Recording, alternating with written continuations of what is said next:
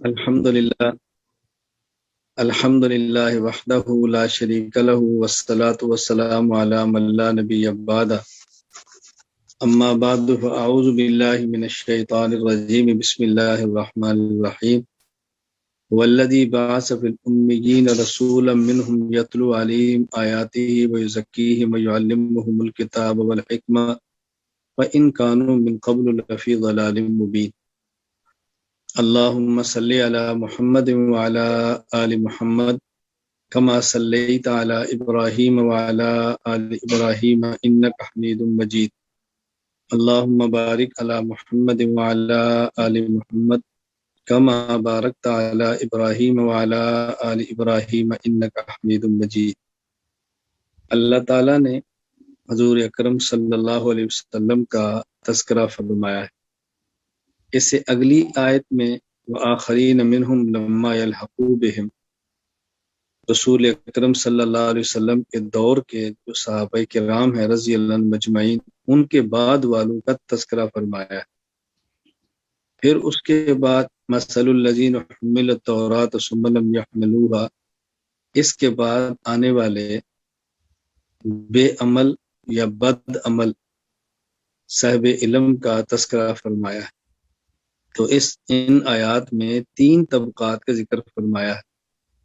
سب سے پہلے فرمایا والذی بعث فی الامیین رسولا منہم، اللہ تعالیٰ نے حضور اکرم صلی اللہ علیہ وسلم کو ایسے لوگوں میں بھیجا کہ جن کا ماحول پڑھنے لکھنے کا نہیں تھا، امیین تھے، وہاں کا ماحول علم کا نہیں تھا، لکھنے کا نہیں تھا، کسی سے علم پڑھنے کا نہیں تھا، ایسے لوگ تھے، ان میں نبی پاک صلی اللہ علیہ وسلم کو بھیجا۔ تو حضور اکرم صلی اللہ علیہ وسلم نے اس طبقے میں امیین میں 4 کام فرمائے۔ والذی بعث فی الامیین رسولا منہم یتلو علیہم آیاتہ، نمبر 1 ان کو قرآن کریم پڑھایا، یتلو علیہم آیاتہ قرآن کریم پڑھایا۔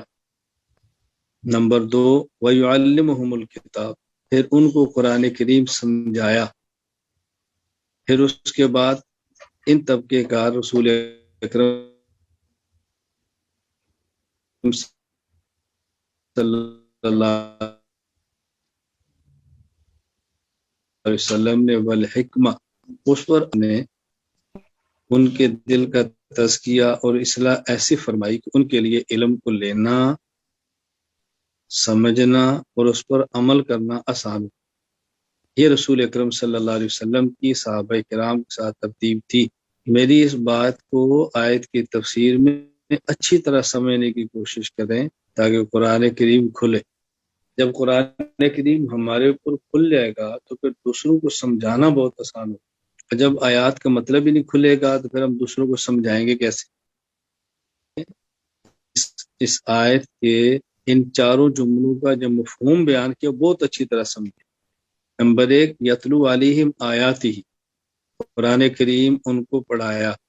آپ نے قرآن پڑھنا کیسے؟ وَيُعَلِّمُهُمُ الْكِتَابَ، پھر قرآن کریم ان کو سمجھایا۔ آیات کا مطلب کیا ہے؟ والحکم، کہ تم نے ان آیات پہ عمل کیسے کرنا ہے۔ وَيُزَكِّيهِمْ، پھر ان کی اصلاح اور تربیت اس طرح کی کہ ان کے لیے قرآن کریم کو پڑھنا، اس پر سمجھنا اور عمل کرنا آسان۔ تو یہ رسول اکرم صلی اللہ علیہ وسلم نے جو جماعت تیار کی تھی وہ یوں تیار کی۔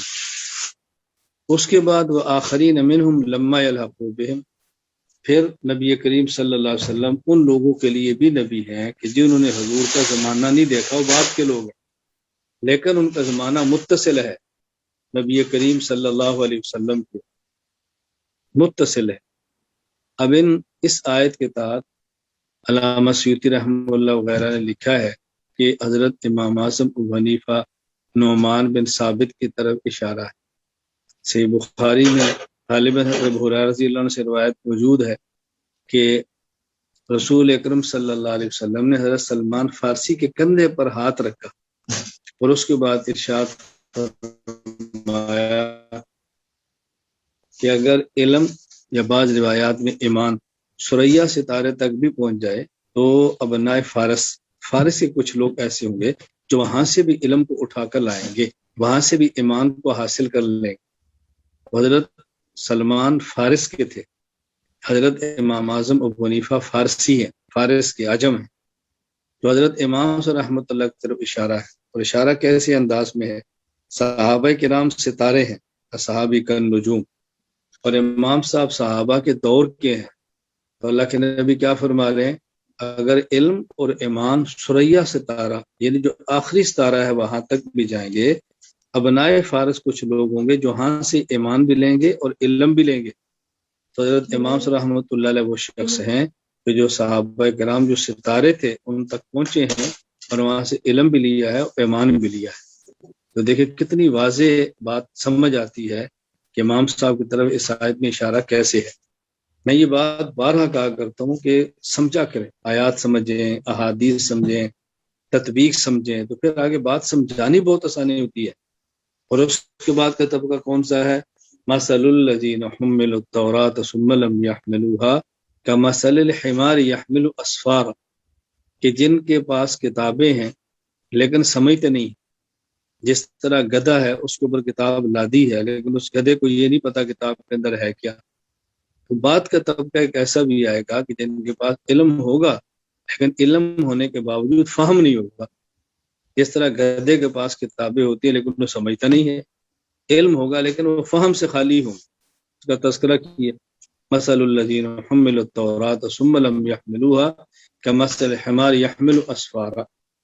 تو جس طرح پہلے تورات والے لوگ ایسے تھے، علم تھا، سمجھتے نہیں تھے، اور رسول اللہ علیہ وسلم کی مخالفت بھی کرتے تھے، شریعت کو توڑتے بھی تھے، اسی طرح بعد والا طبقہ بھی ایسا ہوگا کہ جن کے پاس علم ہوگا اور فہم نہیں ہوگا۔ اب دیکھیں ہمارے سامنے تین طبقات آ گئے، پہلا صحابہ کرام کا، اس کے بعد امام حنیفہ مجتہدین کا، اور تیسرا طبقہ کون سا؟ جن کے اندر سوء فہم۔ اللہ تعالی ہم سب کو اس بیماری سے بچائے۔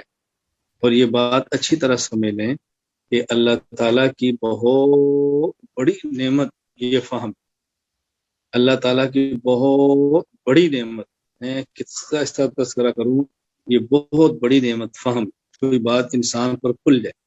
اس کو ہم شرح صدر سے تعبیر کرتے ہیں کہ شرح صدر ہو جائے، یہ انسان کو بات سمجھ آئے۔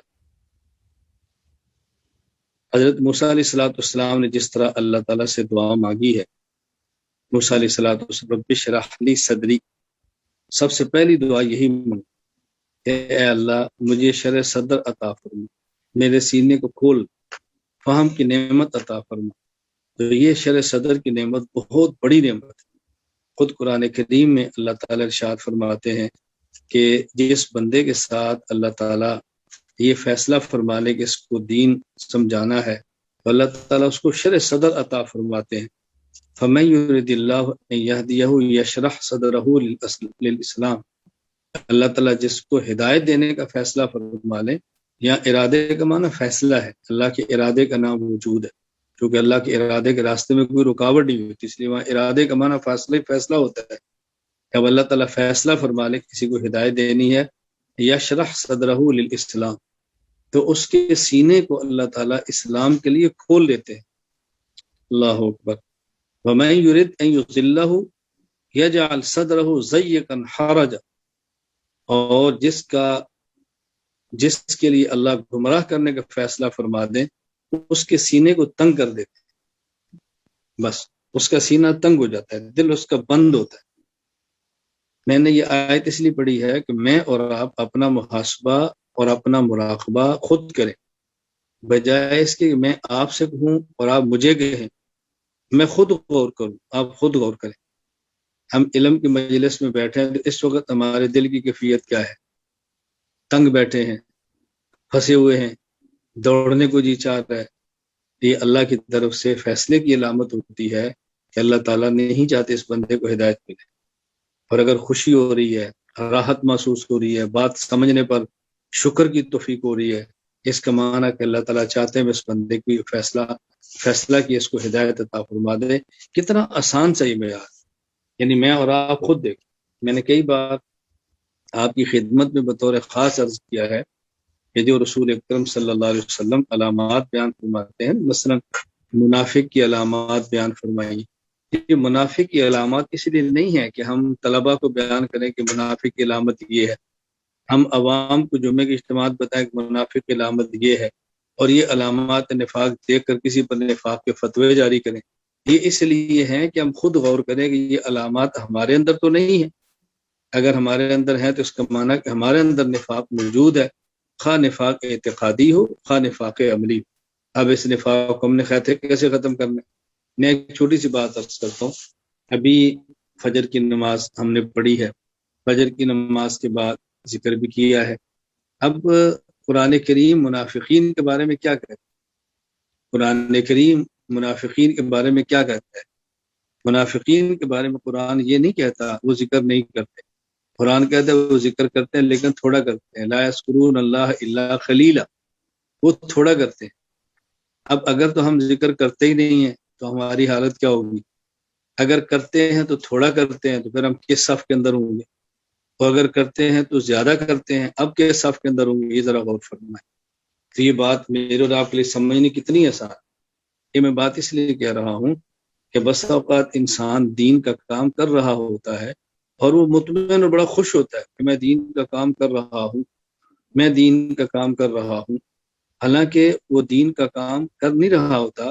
اللہ تعالیٰ اپنے دین کو آگے پھیلانے کے لیے اس کو استعمال فرما رہے ہوتے ہیں، جبکہ اس کا اس کو کچھ بھی نفع نہیں ہوتا۔ میں اس کی ایک مثال دیتا ہوں تاکہ بات توجہ رکھیں، تاکہ بات آپ کو اچھی طرح سمجھ آ سکے۔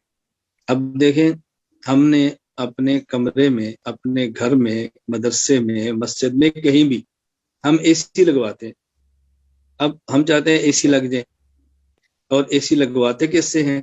ایک کام کرنے والے مزدور سے، مستری سے۔ وہ اے سی لگاتا ہے اور لگا کر چلا جاتا ہے، اس اے سی کا اس کو فائدہ نہیں ہوتا، ہمیں فائدہ ہوتا ہے، ہمارے مہمانوں کو فائدہ ہوتا ہے، اس کو نہیں ہوتا۔ تو کبھی اس طرح ہوتا ہے کہ دین کا کام کرنے والا اللہ کے دین کا کام کرتا ہے، لوگوں کو فائدہ ہوتا ہے، اس کو فائدہ نہیں ہوتا۔ آپ بتائیں، اے سی چلانے والے نے اے سی چلا دی یا اس کو فائدہ نہیں ہوا؟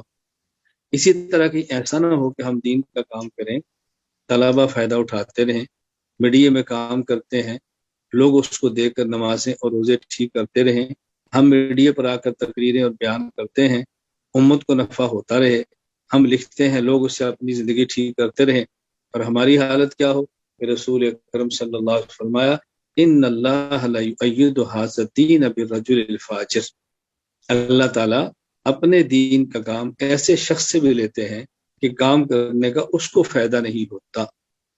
ایک بات سمجھنا، یہ جو میں حدیث پاک کی تشریح عرض کر رہا ہوں، ذرا اس کو سمجھ لیں۔ ہم اس کو کس پر فٹ کرتے ہیں؟ مثلا ہمیں ضرورت ہے مدرسے کے لیے پیسوں کی، ایک شخص آتا ہے جو داڑھی منڈا ہے اور پیسے دے دیتا ہے، ایک شخص آتا ہے جو بے نمازی ہے، پیسے دیتا ہے۔ ہم حدیث اس پر منتبہ کرتے ہیں، دیکھو داڑھی نہیں ہے لیکن پیسے دے رہا ہے۔ اللہ کے نبی فرماتے ہیں، ان اللہ لا یؤید ھذا الدین بالرجل الفاجر، اللہ تعالیٰ فاسق اور فاجر آدمی دین کا کام بھی لیتا ہے، تو اللہ تو ان سے بھی لے رہا ہے۔ یہ مفہوم کہ میں تردید نہیں کرتا، یہ مفہوم بھی ہوگا، لیکن جو مفہوم میں سمجھوں اور میں عرض کروں وہ کیا ہے؟ ان اللہ لا یؤید ھذا الدین، اللہ تعالیٰ اس دین کا کام ایسے شخص سے بھی لیتے ہیں کہ وہ دین کا کام کرتا ہے اور اس کو فائدہ نہیں ہوتا، وہ فاسق ہوتا ہے۔ کیا مطلب؟ اس کی نیت ٹھیک نہیں۔ میں بھی بیان کر رہا ہوں، میں آپ کو سمجھا رہا ہوں، اور میری نیت اللہ کا رسول آخرت نہیں ہے، میری نیت یہ ہے کہ یہ میرے شاگرد ہیں اور ان کے اوپر دھاگ بیٹھ جائے کہ ہمارے استاد جی کی علمی صلاحیت بہت زیادہ ہے، برباد ہو گیا میں، یہ میرے شاگرد ہیں اور میں ان کو کام پر لگانے کے لیے ترغیب تاکہ یہ لگ جائیں، اور میری اپنی نیت نہیں ہے، میں برباد ہو گیا، بس فاسق اور فجار کے اندر آ گیا۔ یہ حدیث پھر میرے لیے ہے، کسی اور کے لیے نہیں ہے۔ میں اس لیے گزارش کرتا ہوں، اس کا مفہوم کیا ہے؟ ان اللہ لا یؤید ھذا الدین بالرجل الفاجر۔ اب دیکھیں ذرا بات سمجھنا، جو شخص عمل کرے اور نیت میں فساد ہو تو کیا وہ فاسق اور فاجر نہیں ہے؟ شیطان کی ایک محنت یہ ہے کہ آدمی نیک عمل نہ کرے، اور دوسری محنت نیک عمل کر لے اور قبول نہ ہو۔ نیک عمل نہ کرے تب بھی فاجر ہے، نیک عمل کرے اور قبول نہ ہو تب بھی فاجر ہے۔ تو اگر کوئی شخص دین کا کام کرے اس کو فائدہ نہ ہو تو تب بھی فاجر ہے۔ کیونکہ ایسا نہ ہو کہ ہم دین کا کام کریں، لوگ ہماری شکل و شباہت کو دیکھ کر صلحاء سمجھتے رہیں اور ہم اپنے باطن کے امراض کی وجہ سے فساق اور فجار میں لکھے جائیں۔ اللہ تعالیٰ قرآن کریم میں فرماتے ہیں قُلْ هَلْ نُنَبِّئُكُم بِالْأَخْسَرِينَ أَعْمَالًا الَّذِينَ ضَلَّ سَعْيُهُمْ فِي الْحَيَاةِ الدُّنْيَا هُمْ يَحْسَبُونَ أَنَّهُمْ يُحْسِنُونَ صُنْعًا۔ اے پیغمبر ان کو بتاؤ، میں تمہیں وہ لوگ بتاؤں کہ جو لوگ بہت نقصان میں ہیں، بہت خسارے میں ہیں، وہ کون ہیں کہ وہ کام کرتے ہیں اور ان کے کام کا نفع ان کو آخرت میں نہیں ملے گا، دنیا میں ختم ہو جائیں گے، اور وہ سمجھتے ہیں کہ ہمارے کام بہت اچھے ہیں۔ ایک شخص نماز نہ پڑھے تو نہیں پڑھتا، سویا ہوا ہے، لیکن ایک پڑھتا ہے اور قبول نہیں ہوتی۔ ایک شخص روزہ نہیں رکھتا، وہ کھا رہا ہے، اور ایک شخص روزہ رکھتا ہے اور قبول نہیں ہوتا۔ اب آپ بتائیں خسارے اور نقصان کے اندر زیادہ کون؟ تو میں آج پہلی مجلس میں آپ تمام حضرات سے یہ گزارش کرنا چاہ رہا ہوں کہ ہمارے طلبہ آ رہے ہیں، ہم طلبہ سے پہلے آئے ہیں، ہم نے کام کرنا ہے۔ کل آپ حضرات نے صفائی کی ہے، مجھے بہت خوشی ہوئی ہے کہ طلبہ کے آنے سے پہلے اساتذہ کرام نے خود صفائی کی ہے، بہت خوشی کی بات ہے۔ اللہ تعالیٰ اس کو قبول فرمائے، اور یہ ہمارا مزاج ہونا چاہیے، بھئی ہم صفائی کیوں نہ کریں۔ ایک سال پہلے ہم طالب علم تھے، صفائی کر رہے تھے، اس سال مدرس بنے اور صفائی ختم۔ 2 سال پہلے طالب علم تھے تو ہم جوتے سیدھے کر رہے تھے، ابھی استاد بنے تو جوتے سیدھے ختم۔ اس کا مطلب کیا ہے کہ جب ہم تقریر کرتے ہیں تو یہ کہتے ہیں بھی خود کو طالب علم ہی سمجھنا ہے۔ میں خود کو طالب علم سمجھتا ہوں، ادنا سا طالب علم ہونے کی حیثیت سے یہ بات کہتا ہوں، بتاؤ کتنا بڑا فراڈ ہے۔ یعنی جب میں بیان کرتا ہوں تو میں یہ بات کہتا ہوں، ادنا سا طالب علم کی حیثیت سے میں یہ بات کہتا ہوں۔ میری طالب علمانہ گزارش یہ ہے، اور اگر مجھے کو کہہ دے جوتے سیدھے کرو تو میرا دماغ خراب ہو جاتا ہے۔ اگر مجھے کہہ دے کہ آج آپ برتن دھو دو تو پھر میں کچھ اور نظر آتا ہوں، اور جب تقریر کرتا ہوں تو طالب علمانہ حیثیت سے بات کرتا ہوں، طالب علمانہ گزارش کرتا ہوں۔ کیا یہ ہم دھوکہ دیتے ہیں؟ کس کو دھوکہ دے رہے ہیں؟ اپنے نفس کو دھوکہ دے رہے ہیں، اپنے آپ فراڈ کے اندر مبتلا کیا ہوا ہے۔ جب ہم خود کو موت تک طالب علم سمجھتے ہیں تو موت تک طالب علم والی صفات بھی ہمیں اختیار کرنی چاہیے۔ میں جو گزارشات پیش کرنا چاہتا ہوں، میرا مقصد بہت لمبا بیان کرنا نہیں ہے۔ ایک تو میں نے یقین کرنا ہے کہ میں اور آپ اپنے آپ کو اس بات کے لیے تیار کریں کہ ہم نے ہر حال میں دین پر عمل کرنا ہے۔ بس ہمارے اس مرکز میں ایک بھی طالب علم نہ آئے، ہم نے دین پر عمل کرنا ہے، اور یہ مرکز طلباء سے بھر جائیں اور ہم دین پہ عمل نہ کریں، نقصان کی بات۔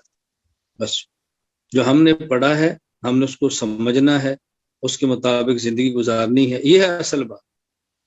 ہم یہ نیت کریں گے کہ ہم طلباء کو پڑھانا چاہتے ہیں، یہ نیت کریں کہ ہم خود پڑھنا چاہتے ہیں، اپنی زندگی ٹھیک کرنا چاہتے ہیں، اپنا رخ ٹھیک کرنا چاہتے ہیں، خود کا ٹھیک ہونا سب سے زیادہ ضروری ہے۔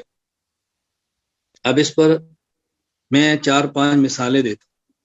ہم طلباء کو اور پوری امت کو یہ بات سمجھاتے ہیں کہ صبح فجر کے بعد یاسین پڑھیں اور پھر تلاوت کریں، اشراق پڑھ کے آرام کریں، خود اس کے لیے تیار نہیں۔ مغرب کے بعد ابابین پڑھیں، سورہ واقعہ پڑھیں، خود تیار نہیں۔ عشاء کے بعد سورہ ملک پڑھیں، خود تیار نہیں ہے۔ دوسروں کو ذکر کی بات کرتے ہیں، خود تیار نہیں ہے۔ بتاؤ کتنا بڑا جھوٹ ہے۔ بھئی ہمیں تو خود کرنا چاہیے نا، تو دوسرا کرے یا نہ کرے بات کا مسئلہ ہے۔ پہلی بات ہے کہ اساتذہ ان اعمال کے لیے خود کو تیار کریں۔ ہم نے تہجد پڑھنے ہیں انشاءاللہ، ہم نے اشراق پڑھنے ہیں انشاءاللہ، ہم نے ابوابین پڑھنے ہیں انشاءاللہ، ہم نے تلاوت، اذکار، فجر کے بعد یاسین، مغرب کے بعد سورہ واقعہ، عشاء کے بعد سورہ ملک، یہ پڑھنی ہے انشاءاللہ۔ اسی طرح ہم طلبہ کو یہ بات کہتے ہیں کہ جب اذان ہو تو کوشش کریں وضو کریں اور 5 منٹ پہلے کم از کم مسجد میں پہنچیں۔ میرا سوال یہ ہے کہ ہم یہ طالب علم کو کہتے ہیں تو خود کیوں نہیں آتے؟ طالب علم فارغ ہے اور ہمیں تکلیف ہوتی ہے، خود ہم فارغ ہیں اور کمرے میں بیٹھے ہیں، خود فارغ ہے لائبریری میں بیٹھے ہیں، خود فارغ ہے دفتر میں بیٹھے ہیں، مسجد میں کیوں نہیں آ رہے؟ مسجد میں کیوں نہیں آ رہے کو وجہ سمجھ آئے نا۔ طلبہ کو ہم کہہ رہے ہیں خود نہیں آ رہے، اور جب 2 سال پہلے ہم پڑھ رہے تھے تو ہم آ رہے تھے۔ ابھی پڑھانا شروع کیا تو ہم رک گئے۔ اس کا مطلب جب اس وقت آتے تھے تو آنا اللہ کے لیے نہیں تھا، مرکز کے قانون اور استاذ کی ڈانٹ کی وجہ سے تھا۔ اب قانون نے ڈھیل دے دی اور ہم آنے کے لیے تیار نہیں ہے، تو اس کا معنی ہے کہ وہ آنا اللہ کے لیے پھر نہیں تھا۔ ہمیں اس پر غور کرنا چاہیے۔ اگر مسجد میں آگے ہیں، طلبہ کو ہم یہ بات سمجھا رہے ہیں کہ مسجد میں بیٹا موبائل استعمال نہ کرو، اور استاد ہی مسجد میں بیٹھے ہیں اور 5 منٹ پہلے آ ہی گئے ہیں تو آ کر موبائل نکال لیا، میسج ہو رہے ہیں، میسج دیکھے جا رہے ہیں، اب ان کو بھی سکون نہیں آ رہا۔ پھر جب 5 منٹ پہلے آ گئے ہیں، اذکار کریں، مراقبہ کریں، نوافل پڑھیں، درود پاک پڑھیں، استغفار کریں، ان اعمال کے اندر ہم لگیں۔ ہم کیوں نہیں لگ رہے؟ طلبہ کو ہم کہہ رہے ہیں بیٹا صفائی کا خیال کرو، اساتذہ خود صفائی اپنے کمرے کی بھی نہیں کر رہے۔ طلبہ کو خیر ہے برتن دھوئیں، اپنا برتن دھوتے ہوئے شرم آ رہی ہے، یہ مجھے نہیں سمجھ آ رہی کہ اپنا برتن دھوتے کیوں شرم آ رہی ہے، اپنا کھانا مطبخ سے لے جاتے ہوئے کیوں شرم آ رہی ہے، اس کی وجہ کیا ہے؟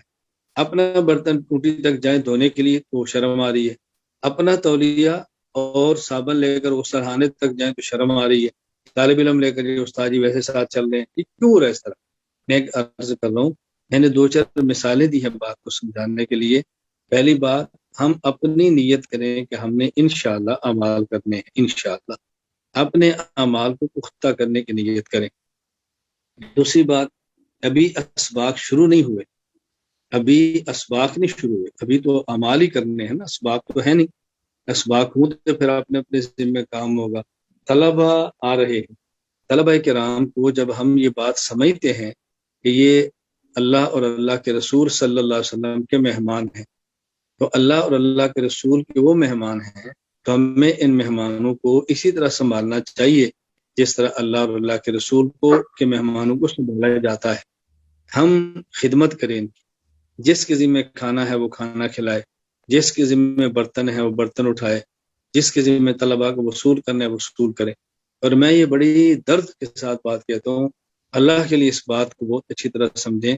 آنے والا طالب علم خصوصاً جو نیا آتا ہے وہ بہت اجنبی ہوتا ہے، وہ بیچارہ دفتر کے قریب آتے بھی ڈرتا ہے، وہ جھجکتا ہے۔ اس کی جھجک ختم کرو، اس کا سامان اٹھا لو، اس کا پانی کا انتظام کرو، کھانے کا انتظام کرو۔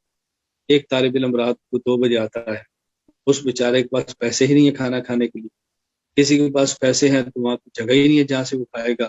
کھانا پکا کے رکھو، آنے والے بندے کو تکلیف نہ ہو۔ دیکھیں ہمارے گھر میں اگر رات 3 بجے مہمان آئے تو کیا ہم اس کے لیے کھانے کا انتظام نہیں کرتے؟ اگر کوئی طالب علم رات کو 3 بجے پہنچتا ہے تو اس کے لیے کھانے کا انتظام کرنا کیا مشکل ہے؟ کھانا پکا دیا جائے، کھانا رکھ دیا جائے، روٹیاں رکھ دی جائیں، برتن رکھ دی جائیں، طلبہ تشکیل کے اوپر ہوں، مسجد کے سین میں سوئیں، دفتر میں سوئیں، کسی بھی ایسی جگہ پر ہوں کہ جب بھی طالب علم آئے، رات کو بھی آئے، پہلے آپ اس کو ٹھنڈا پانی پلائیں، پھر آپ سب کو جب بھی کھانا کھانا ہے جی کھانا کھانا، اس کو کھانا کھلائیں، اس کو سونے کی جگہ دیں، صبح اس کو دفتر تک پہنچائیں۔ آپ یقین نہیں فرما سکتے طالب علم کتنا خوش ہو، اور اس کی خوشی سے اللہ اور اللہ کے رسول کتنے خوش ہوں گے۔ میں دیکھو سمجھانے کے لیے ایک بات کہتا ہوں کہ میرا مہمان آئے اور میرے مہمان کو آپ میں سے کوئی وہ استاد کہ جس کی مہمان خانے کی ذمہ داری نہیں ہے، وہ اس کو سنبھال لے، اپنی جیب سے چائے پلا دے یا کھانا کھلا دے یا مرکز سے کھلا دے، اور وہ مجھے بعد میں مہمان کہے کہ میں استاد 1 بجے پہنچا، سارے سوئے ہوئے تھے، مہمان خانے کے ذمہ دار بھی سوئے تھے، لیکن فلاں استاد جاگر تو مجھے بڑا بڑا اکرام کیا ہے۔ اب آپ بتائیں میرا کتنا دل خوش ہو اور میں استاد سے کتنا راضی ہوں۔ جب اسی طرح ہم طالب علم کو سنبھالیں گے، بتائیں اللہ کتنے خوش ہوں گے، اللہ کے رسول صلی اللہ علیہ وسلم کتنے خوش ہوں گے۔ یہ نہیں کہ ذمہ داری کس کی، ذمہ داری ہم سب کی ہے، بس وہ نظم کی وجہ سے ہے کہ بھئی مطبع کو فلاں سنبھالے، متم کو فلاں سنبھالے، میڈیا کو فلاں سنبھالے، لائبریری کو فلاں، یہ نظم ہے۔ اگر کوئی طالب علم آ ہی جاتا ہے اور کسی کو استاد ذمہ داری نہیں ہے، وہ نظر انداز نہ کرے کہ میری ذمہ داری، میں اس کو کیوں آگے بیگ اٹھاؤں، میں اس کو کیوں پانی پلاؤں، میں اس کو کیوں بچاؤں۔ اگر آپ کی مصروفیت ہے تو کسی طالب علم کو آواز دے کر کہہ دو کہ بیٹا اس کا خیال کرو۔ دوسری میری گزارش یہ ہے، آنے والے طلباء کا بہت خیال فرمائیں، بہت خیال فرمائیں، بس عزت کے لیے نہیں، شہرت کے لیے نہیں، ریا کے لیے نہیں، اپنا حق سمجھ کر۔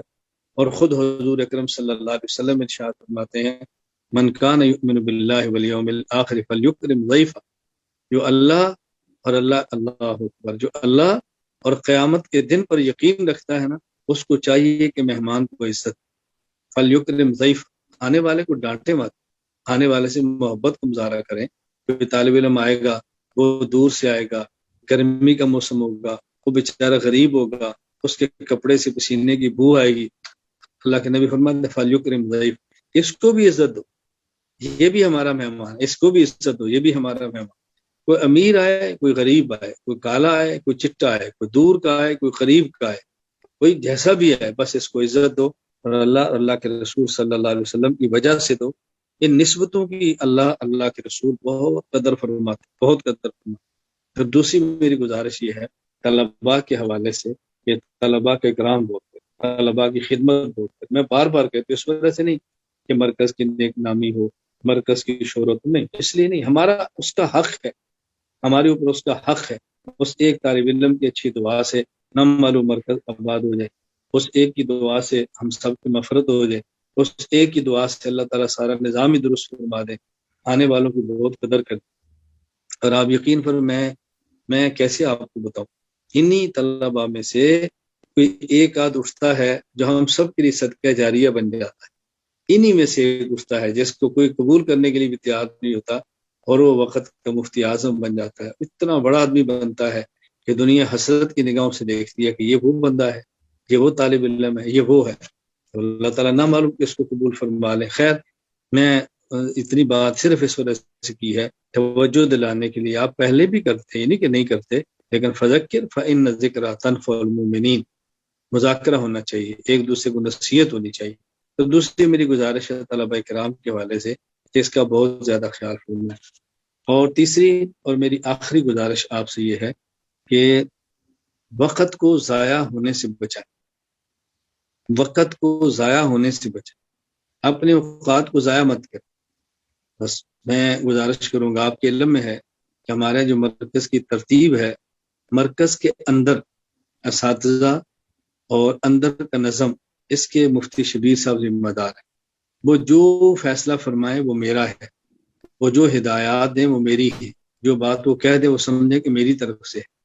اور مرکز کے خارجی امور جتنے ہیں، وفاق کے ساتھ معاملہ ہے، انتظامیہ کے ساتھ معاملہ ہے، معاونین کے ساتھ معاملہ ہے، اس کی ذمہ دار مشاورت کے ساتھ بے خبیب ہے، ان کی ذمہ داری ہے۔ انتظامی امور ان کے پاس ہیں، تعلیمی اور مفتی صاحب کے ذمہ ہے، باقی آگے تقسیم کار ہے، مالیات کے ناظم فلاں ہیں، دفتر کے ناظم فلاں ہیں، تعلیم کے فلاں ہیں، تو سارے شعبے ہیں، حفظ کے فلاں ہیں، مطبخ کے فلاں ہیں، جو شعبے اپنی جگہ پر ہیں۔ میں آپ سے گزارش کروں گا اپنے اوقات کو ضائع مت کریں، جو وقتاً فوقتاً آپ کو مفتی صاحب کی طرف سے یہ جو ہدایات ملتی رہیں ان ہدایات کے مطابق گزاریں۔ وہ کہتے ہیں بھی وقت ہے، آپ صفائی کر لیں، کام کر لیں، لائبریری میں آ جائیں، آپ کسی میں فلاں کام ہے، فلاں وقت بلا لی ہے، اس کو آر نہ محسوس کریں، محبت سے لگے رہیں، وقت کو ضائع ہونے سے بچائیں، اور دعاؤں کا بہت زیادہ اہتمام فرمائیں، دعاؤں کا بہت زیادہ اہتمام فرمائیں۔ آپ کے علم میں ہے، یہ بات میرے سمجھانے کی نہیں ہے، آپ کے علم میں ہے کہ جو ہمارے ملکی معاملات اور بین الاقوامی مسائل چل رہے ہیں، دعاؤں کا بہت اہتمام فرمائیں، بہت زیادہ۔ جو دعائیں مانگنی ہیں آپ مجھ سے بہتر سمجھتے ہیں کہ کون کون سی دعائیں مانگنی چاہیے، میں اس طرح گزارش کرتا ہوں کہ ایک تو اس طرح دعا ضرور مانگا کر کہ یا اللہ مرکز کو، ہماری خانقاہ کو، اس کے تمام کاموں کو اپنے دربار میں مقبول فرما لے۔ نمبر 2، اہل علم، اہل خیر اور عوام الناس میں اس کو محبوب بنا دے، اور یا اللہ اپنوں اور غیروں کے شر سے اس کو محفوظ فرما دے۔ بس اس طرح اللہ سے مانگے کہ یا اللہ ہمارے اس مرکز کو، خانقاہ کو اپنے دربار میں مقبول بنا دے، لوگوں کے اس کو محبوب بنا دے، اور اپنوں اور غیروں کے شر سے، تمام شرور سے اس کو محفوظ فرما دے۔ بس شرور سے محفوظ ہونے کے لیے دعائیں ضرور فرمائیں، اللہ تعالیٰ ہم سب سے راضی ہو جائے، اللہ مجھ سے بھی راضی ہو، اللہ آپ سے بھی راضی ہو، اللہ ہم سب سے کام لے، پھر اللہ تعالیٰ قبول فرمائے، اللہ تعالیٰ اپنے دربار میں سرخرو ہمیں فرما دے، اللہ تعالیٰ عافیت فرما دے۔ یہ زندگی بہت مختصر ہے، اصل زندگی موت کے بعد کی ہے، اسی کی بس ہم تیاری میں لگے ہوئے، ہر کسی میں چھوٹے موٹے کام ہیں۔ اللہ مجھے اور آپ سب کو عمل کی توفیق عطا فرما دے۔ وآخر دعوانا ان الحمد للہ رب العالمین۔